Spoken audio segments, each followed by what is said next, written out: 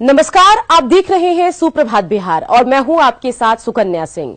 सुशांत की मौत को लेकर उठ रहे सवालों का जवाब हर कोई जानना चाहता है कि आखिरकार सुशांत ने आत्महत्या क्यों की। अब सुशांत सिंह राजपूत की मौत के मामले की सीबीआई की जांच के लिए दायर जनहित याचिका पर उच्चतम न्यायालय आज सुनवाई करेगा। जनहित याचिका में कहा गया है कि इस मामले की मुंबई पुलिस द्वारा की जा रही जांच के तरीके से पूरा देश स्तब्ध है। इससे पहले सुप्रीम कोर्ट में मंगलवार को सुनवाई हुई थी, जिसके बाद सभी पार्टियों को गुरुवार तक अपना पक्ष लिखित देने को कहा था। दरअसल सुप्रीम कोर्ट में रिया चक्रवर्ती की तरफ से याचिका दाखिल की गई है, जिसमें बिहार से मुंबई केस ट्रांसफर करने की बात कही गई।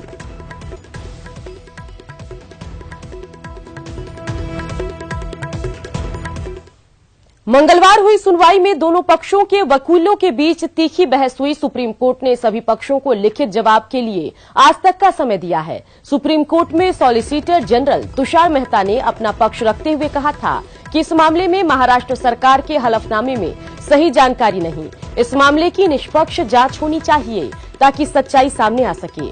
सीबीआई जांच की बिहार सरकार की सिफारिश को केंद्र ने मान लिया है। मुंबई में न एफआईआर हुई, न ठीक से अभी तक जांच हुई है।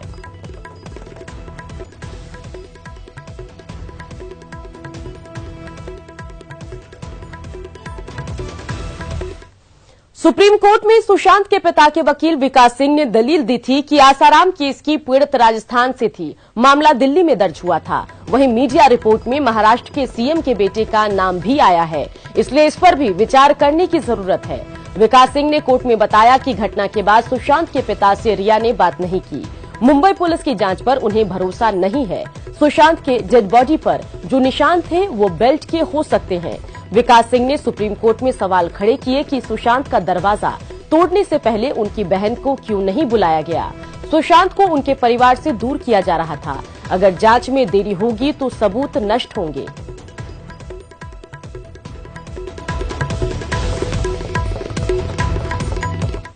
महाराष्ट्र सरकार के वकील सिंघवी बोले, किसी याचिका के ट्रांसफर की मांग पर इससे पहले इतना सेंसेशनलिज्म नहीं देखा गया। बिहार पुलिस को जांच का अधिकार नहीं है। शिकायतकर्ता की सुविधा के लिए कहीं भी केस दर्ज होगा।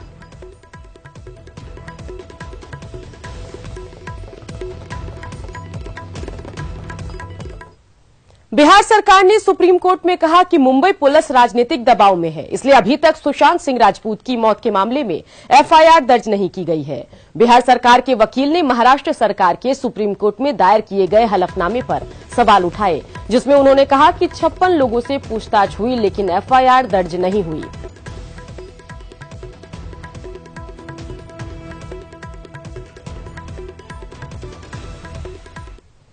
रिया के वकील श्याम दीवान ने कहा था कि सीबीआई जांच बिना राज्य की मंजूरी के शुरू नहीं हो सकती है और इस मामले में जांच करने वाला पहला राज्य महाराष्ट्र है, इसलिए महाराष्ट्र सरकार की मंजूरी के बिना सीबीआई जांच नहीं हो।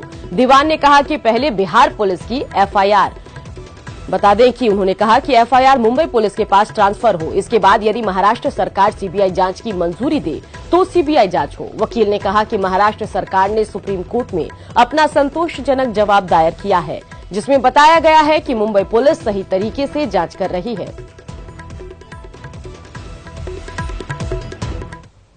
सुप्रीम कोर्ट ने रिया के वकील से पूछा कि क्या यह सही है कि आप भी सीबीआई जांच चाहती थी। रिया के वकील ने कहा कि एफआईआर को पटना से मुंबई ट्रांसफर किया जाए। महाराष्ट्र सरकार जो चाहे करेगी, वो चाहे तो सीबीआई को दे सकती है।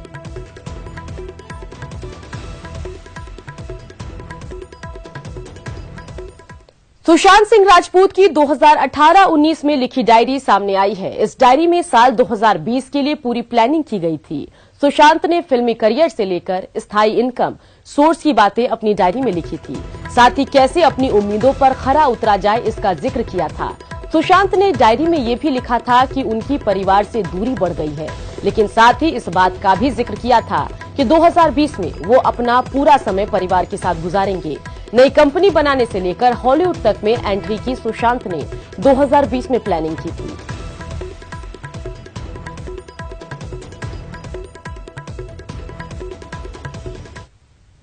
सुशांत के डायरी की 20 बड़ी बातें चलिए आपको बताते हैं। डायरी में 2020 की पूरी प्लानिंग थी। अपनी एक्टिंग को निखारना चाहते थे सुशांत। फिल्मी करियर के लिए सही टीम की थी उनको तलाश। 2020 में हॉलीवुड में एंट्री की उनकी प्लानिंग थी। 2020 में ही नई कंपनी बनाना चाहते थे सुशांत सिंह राजपूत। बहन प्रियंका के साथ कंपनी बनाने का उनका प्लान था। स्थायी आय के साधन का उन्होंने डायरी में जिक्र किया था। साथ ही 2020 में परिवार के साथ समय बिताने की भी उनकी प्लानिंग थी। एक रिश्ते में सेल्फिश होने का डायरी में जिक्र किया था उन्होंने। कोई ना छूटे इसके लिए सुशांत ने प्लानिंग की थी। सुशांत के डायरी की बड़ी बातें आपको बता रहे हैं। हर लम्हा जीने की ख्वाहिश उन्होंने डायरी में दर्ज की थी। बड़े प्रोजेक्ट तलाशने की उनकी प्लानिंग थी। शिक्षा पर्यावरण के लिए काम का जिक्र उन्होंने अपनी डायरी में किया था। पैसों के सही मैनेजमेंट की उनकी प्लानिंग थी। काम में पूरा मन लगाने की बात भी उन्होंने डायरी में लिखी थी। किसी सीन में खो जाने के लिए आइडिया भी उन्होंने इसका जिक्र अपनी डायरी में किया था। कैमरे के सामने आने के बाद की पूरी तैयारी भी उन्होंने इस डायरी में डिटेल से मेंशन की थी। कभी भी ओवर कॉन्फिडेंट न होने की बात भी उन्होंने डायरी में लिखी थी। और डायरी में दिल से होती है एक्टिंग की भी बात उन्होंने मेंशन की थी। अपने बारे में इंसान को सोचना चाहिए, ये भी उन्होंने इस डायरी में लिखा था। तो सुशांत सिंह राजपूत का एक नया वीडियो सामने आया है जिसमें सुशांत गाड़ी ड्राइव करते हुए दिखाई दे रहे हैं। सुशांत गाड़ी चलाते वक्त एक गाना भी गुनगुना रहे हैं। सुशांत के इस वीडियो को देखकर पता चलता है कि सुशांत कहीं लॉन्ग ड्राइव पर जा रहे हैं और उनके साथ उनके दोस्त भी हैं। सुशांत के गाड़ी ड्राइव करते वक्त बारिश होती है जिससे शायद आगे का रास्ता देखने में उन्हें परेशानी होती है, लेकिन इसके बावजूद सुशांत गाना गुनगुना रहे हैं और मजे से गाड़ी चला रहे हैं। सुशांत को देखकर एकदम नहीं लग रहा कि वो किसी तनाव में है। वहीं दूसरे वीडियो में सुशांत एक मूवी देख रहे हैं। ये वीडियो नासा का बताया जा रहा है जहां सुशांत अंतरिक्ष यात्री की जीवन शैली को देख रहे हैं। ये सबको पता है कि सुशांत अंतरिक्ष के दीवाने थे और उन्हें चांद सितारों से खूब प्यार था। ग्रहों को देखना उन्हें पसंद था। इसी वजह से उन्होंने टेलीस्कोप भी खरीद रखा था। ठीक है, फ्लैश काम आएगा, इसमें तो दिख भी रहा। रात कली एक ख्वाब में आई और गले का हार हूँ। सुबह को जब हम नींद से जागे आँखों से चार हुई। रात कली एक ख्वाब में आई और गले का हार हूँ।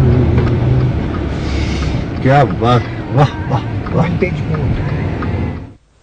चलिए खबरों में आगे बढ़ते हैं और बात करते हैं मुजफ्फरपुर की, जहां से रफ्तार के कहर ने एक बुजुर्ग की जान ले ली। स्थानीय लोगों के अनुसार एक तेज गति से आ रही स्कॉर्पियो ने बुजुर्ग को कुचल दिया और मौके से फरार हो गए। घायल बुजुर्ग ने मौके पर दम तोड़ दिया। करीब 50 मीटर तक स्कॉर्पियो ने बुजुर्ग को घसीटा। फिलहाल पुलिस ने शव को कब्जे में ले लिया है और मामले की जांच में जुटी है। एक स्कॉर्पियो जो बहुत ही तीव्र गति से आई है और इस व्यक्ति को रोड पार कर रहे थे, उनको उड़ाकर चली गई। पहचान नहीं हो पाया है।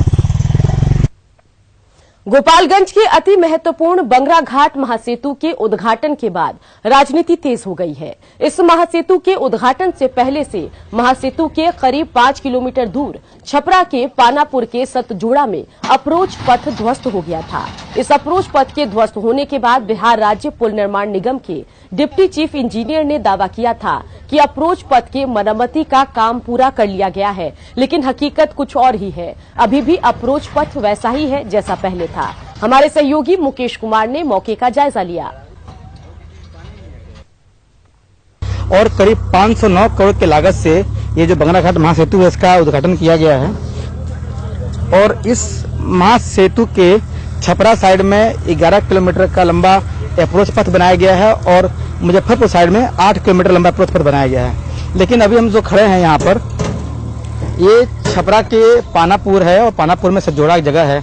और यहाँ पे आप देखेंगे कि जो अप्रोच पथ है वो पुल से जो पानी के दबाव की वजह से ध्वस्त हो गया है और करीब 50 से ज़्यादा मीटर जो है ये जो अप्रोच पथ है वो डैमेज हुआ है। और इसको भरने के लिए आप देखेंगे कि जो है जो मिट्टी है और ईंट है उससे जो है इस अप्रोच पथ को चालू करने के लिए कार्रवाई की जा रही है। और जब उद्घाटन जब होने को था तब जो पथ बिहार राज्य पुल निर्माण निगम के डिप्टी चीफ इंजीनियर हैं साकिर अली, उन्होंने दावा किया था कि इस डैमेज जो ये अप्रोच पथ है इसका रिपेयरिंग का काम पूरा कर लिया गया है और इसको कुछ घंटे के बाद मोटरेबल कर दिया जाएगा। लेकिन आप देखें कि जमीनी हकीकत क्या है कि यहाँ पर अभी भी जो अप्रोच पथ है वो वैसे ही एज इट इज जो है डैमेज पड़ा हुआ है। यहाँ पर आप देखें कि यहाँ पर 50 मीटर से ज्यादा का जो दायरा है वो डैमेज है।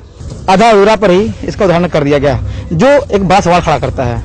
मुकेश कुमार, न्यूज 18, गोपालगंज। गोपालगंज के बंगरा घाट महासेतु के उद्घाटन से वहां के लोग काफी खुश हैं। स्थानीय लोगों ने सीएम के उद्घाटन के बाद से ही जमकर ढोल नगारे बजाए और मिठाइयां बांटी। इस महासेतु का लोगों को वर्षों से इंतजार था। इस पुल के चालू होने के साथ छपरा, गोपालगंज और मुजफ्फरपुर जिला स्टेट हाईवे से जुड़ जाएगा। इस इलाके में पहली बार कोई मेगा ब्रिज बना है जिससे लोग झूम रहे हैं और खुशियां मना रहे हैं।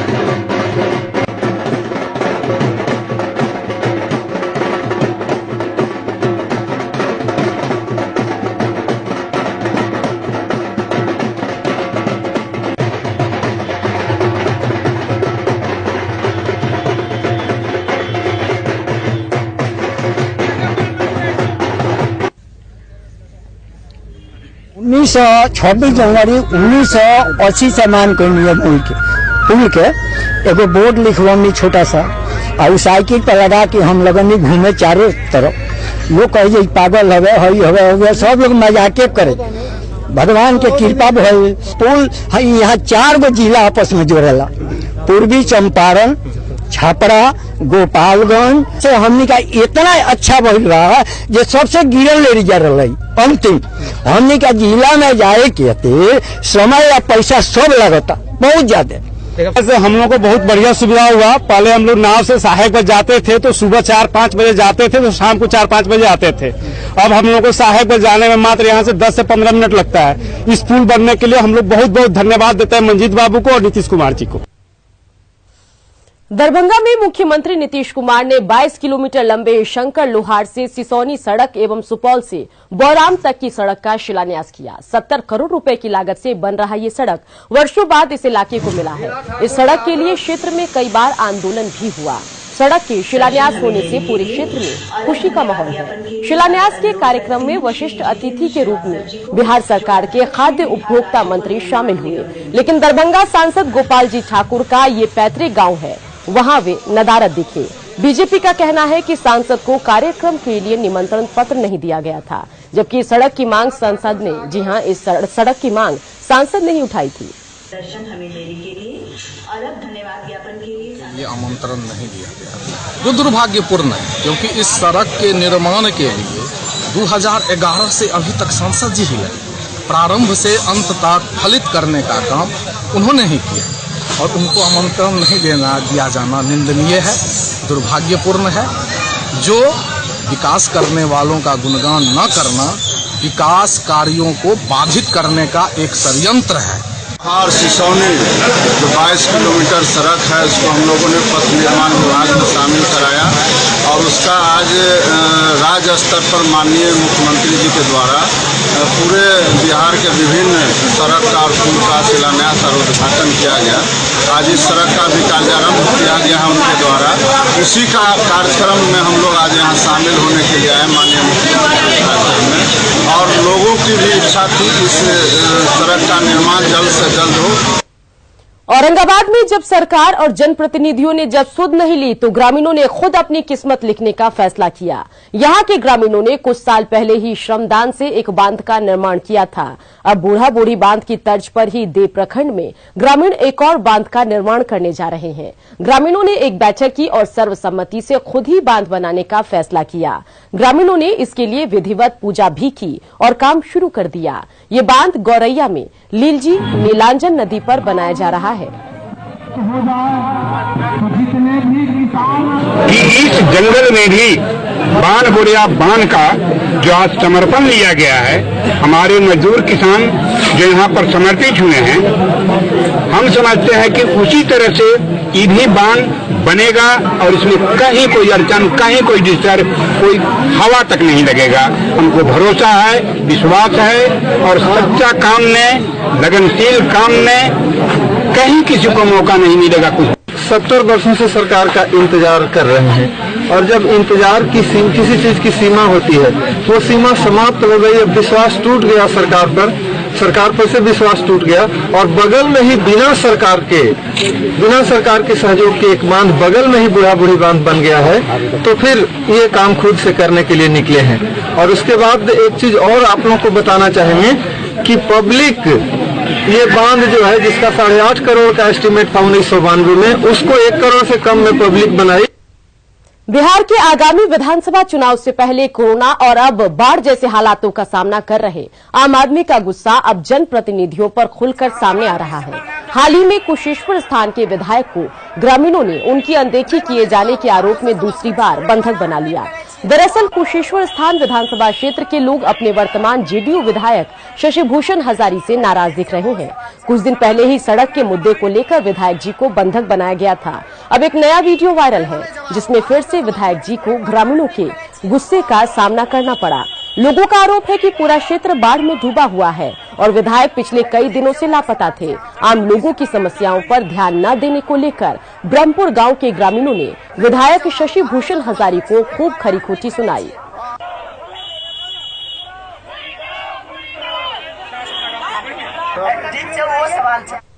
समस्तीपुर के 45 पंचायत के 120 गांव इन दिनों बाढ़ के पानी से घिरे हैं। जिला प्रशासन बाढ़ पीड़ितों के लिए राहत सामग्री बांट रही है, लेकिन कई इलाके हैं जहां प्रशासनिक मदद नहीं पहुंची। ग्रामीणों का कहना है कि अभी तक ग्रामीणों का कहना है कि अभी तक उनकी किसी ने सुध नहीं ली। मौके का जायजा लिया सहयोगी मुकेश ने। समस्तीपुर के 7 प्रखंड के लगभग 107 से अधिक गांव इन दिनों बाढ़ की विभीषिका को झेल रहा है। आपको ये दिखाना चाहेंगे, ये तस्वीर है मोरबा प्रखंड के चकपहाड़ की, जहां नून नदी का पानी लोगों पर कहर बरपाया हुआ है। आप देख सकते हैं कि ये नदी से ओवरफ्लो होकर के धारा गांव में प्रवेश कर रही है और ये अब तक सैकड़ों एकड़ में लगी फसल को बर्बाद कर दी है। और इधर आपको ये तस्वीर दिखाना चाहूंगा, ये विद्यालय है और इस विद्यालय के अंदर तक पानी 2 से 3 फीट के करीब पानी अंदर भरा हुआ है और आसपास के घरों में भी यहाँ पानी फैला हुआ है। जो यहाँ पर कितने साल बाद ये स्थिति बनी है? 13 साल बाद। 13 साल बाद। उससे पहले बाढ़ नहीं आती थी? पहले 7 में आया था, इसके बाद यही आया है। तो क्या सब नुकसान हुआ? नुकसान तो देखते सारा घर द्वार सब नुकसान है, जायदाद है नुकसान, मजा के अलग भाग रहे हैं। अब क्या करेंगे? बाढ़ की यहाँ पे भयावह की स्थिति है। लगभग 200 घरों में पानी यहाँ पे घुस गया है और स्थानीय प्रतिनिधि हो या विधायक हो, उनके तरफ से किसी भी तरह का सुविधा मुहैया नहीं करा गया। यहाँ पे बगल में बांध टूट गया है, प्रशासन भी लापरवाह। यहाँ पे नून नदी का छिलगोरा घाट पे जो है वहाँ पे टूट गया, लगभग 15 फीट में लगभग टूटा हुआ है। ये हालांकि जिला प्रशासन के द्वारा बड़े बड़े दावे जरूर किए जाते हैं और लेकिन धरातल पर यहाँ पर खासकर जो चकपहाड़ का एरिया बाढ़ प्रभावित हुआ है वहाँ पर कुछ नजर नहीं आ रही है। Mukesh Kumar, news 18 network, Samastipur. मुजफ्फरपुर के सिकंदरपुर स्थित मुक्तिधाम में उस वक्त हंगामा मच गया जब पीपी किट में एक शव का दाह संस्कार करने अस्पताल कर्मी पहुंचे। स्थानीय लोगों ने उसका विरोध किया, जिसके बाद हालात इतने बिगड़ गए कि पुलिस को मोर्चा संभालना पड़ा। भीड़ ने मुक्तिधाम में काम कर रहे कर्मचारी की पिटाई भी कर दी। स्थानीय लोगों का आरोप है कि मुक्तिधाम में पैसा लेकर शव को जलाया जा रहा है। फिलहाल पुलिस मामले की जांच में जुटी है। आस लेकर आया हुआ है। और जब पूछा गया है तो उससे जो लाया तो बोला कि मैं 30,000 रुपया दिया हूँ और तब जब मैं जा रहा हूँ यहाँ से जी। अल्लाह को छोड़ के यहाँ चला गया। और अशोक जी ने ये पैसा आती लिए अपने हाथों में। कोरोना लाश हमको पता नहीं है, हम जांच कर रहे हैं। और दूसरा भी लोग का क्लेम है कि 25,000 रुपया लोग ले रहा है। हम पता करते हैं कि इस बात को, हमको तो अभी तक जानकारी नहीं है। जांच होगी, कार्रवाई होगी। हाँ, जांच होगा तो कार्रवाई क्या नहीं होगा। किसी को बंधक। और इसी के साथ इस बुलेटिन में इतना ही, लेकिन देश दुनिया की तमाम खबरों के लिए देखते रहिए न्यूज़ 18 बिहार झारखंड।